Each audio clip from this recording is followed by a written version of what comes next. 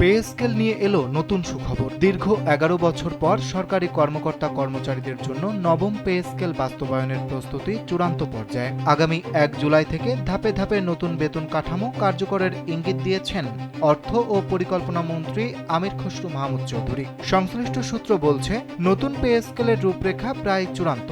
যে কোনো সময় এ বিষয়ে গেজেট প্রকাশ হতে পারে। প্রস্তাবিত কাঠামোয় মূল বেতনে উল্লেখযোগ্য বৃদ্ধি, বিভিন্ন ভাতা বাড়ানো এবং পেনশন সুবিধা সম্প্রসারণের পরিকল্পনা রয়েছে। স্যান্ডেলিনা সো, রূপচর্চায় আভিজাত্য। নতুন বেতন কাঠামো বাস্তবায়নে আসন্ন বাজেটে বেতন ভাতা খাতে বরাদ্দ রাখা হয়েছে ৮৯,৩৮০ কোটি টাকা।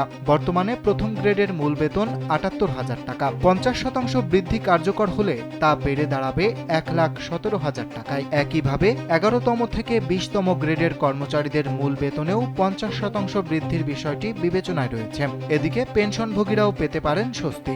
সূত্র মতে, মাসিক ২০ থেকে ৪০,০০০ টাকা পেনশন পাওয়া ব্যক্তিদের ক্ষেত্রে ৭৫% এবং ৪০,০০০ টাকার বেশি পেনশনভোগীদের জন্য ৫৫% পর্যন্ত পেনশন বৃদ্ধির প্রস্তাব রাখা হয়েছে। দীর্ঘ প্রতীক্ষার অবসান ঘটিয়ে সরকারি চাকরিজীবী ও পেনশনভোগীদের জন্য বড় সুখবর নিয়ে আসতে যাচ্ছে নবম পে স্কেল।